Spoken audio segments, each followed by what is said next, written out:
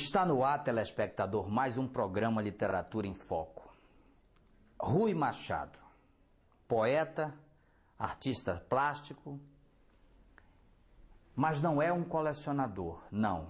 O Rui se identifica como um amante da Amazônia, um homem que há pelo menos 30 anos guarda pedaços desta Amazônia que ele tanto ama.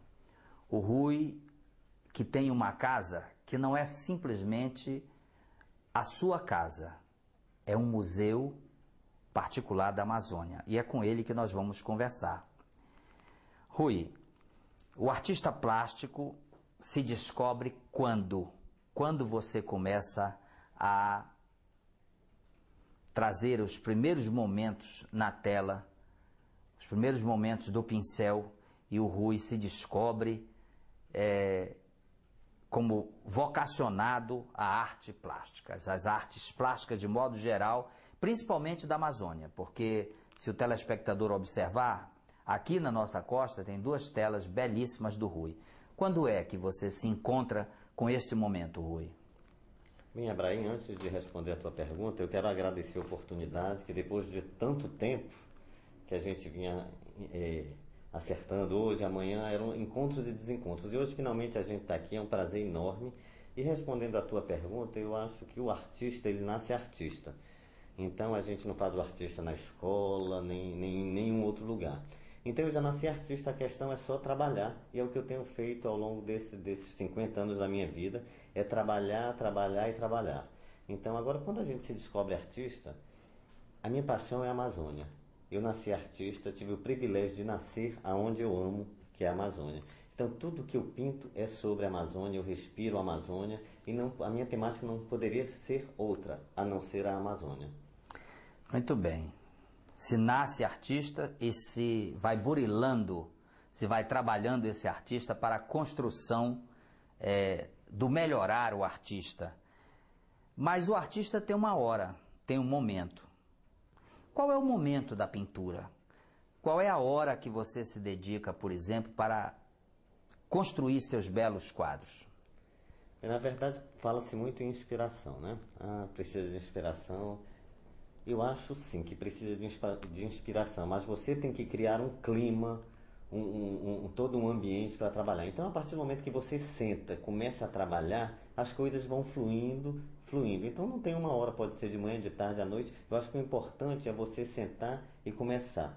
Você está entendendo? Você cria todo um clima para pintar e daí as coisas vão fluindo normalmente. Você tem viajado muito, inclusive para o exterior. Você tem origens portuguesas e seus pais têm origem portuguesa. Você tem viajado muito pela Europa e tudo que você encontra que retrate a Amazônia, você compra. Como é essa garimpagem que você faz na Amazônia quando está especialmente no exterior e no Brasil também, mas principalmente no exterior?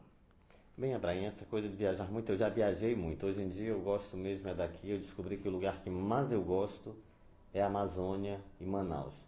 Então hoje em dia eu já não viajo, já viajei muito. Hoje em dia os meus contatos são via telefone, via e-mail.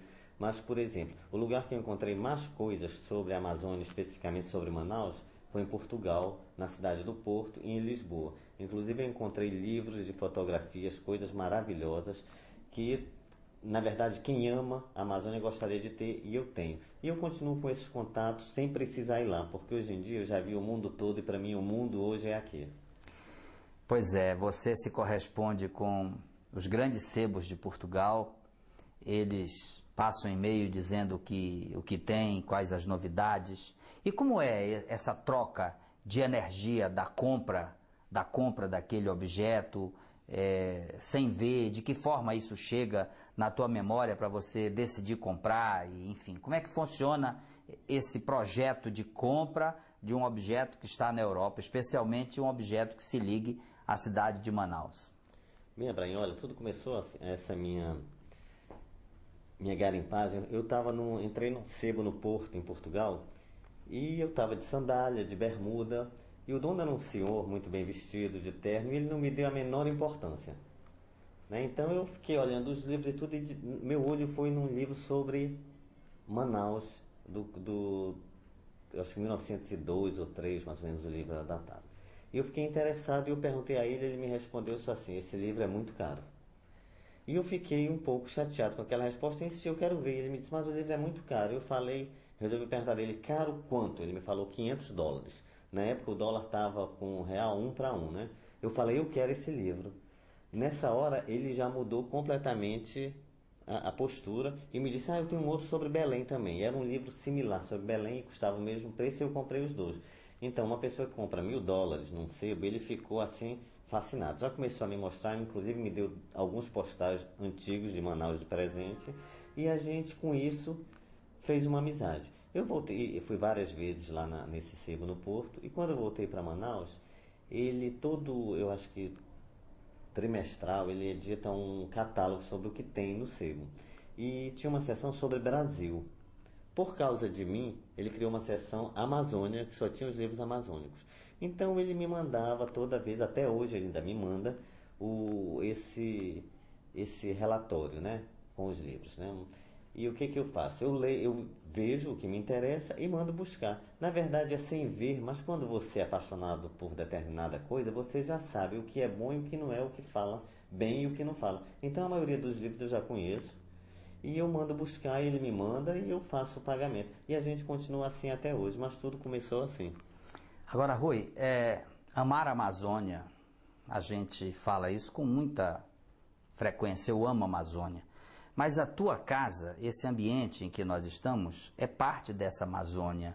E cada ambiente tem um detalhe. Você é o decorador, você sabe o que deve ficar aqui, o que deve ficar ali. Fala dessa sensibilidade da decoração, de você saber o que deve e o que não deve permanecer naquele ambiente. Olha, na verdade, assim, eu gosto de tudo na Amazônia, mas eu não posso botar tudo dentro da minha casa, senão vai virar um depósito, né? Então o que eu faço? Eu não sou um colecionador, mas na verdade eu tenho um acervo que já me disseram que é o maior acervo particular da cidade, né? Então eu vou botando as coisas de acordo com a minha sensibilidade. Não tenho nenhum curso de decoração nem nada, e no entanto as pessoas que chegam na minha casa gostam muito. Agora, como você falou, eu gosto da Amazônia. Quem gosta, cuida e preserva. Porque esse negócio de você dizer que gosta e não fazer nada, não preservar, não guardar, porque guardar é um registro da memória. Isso daqui a 30, 40 anos, isso vai ser uma verdadeira joia. Hoje eu já tenho uma joia rara, porque tem coisas que a gente não encontra mais em lugar nenhum e que encontra aqui na minha casa. Questão de livros, arte indígena e o meu material de pintura também.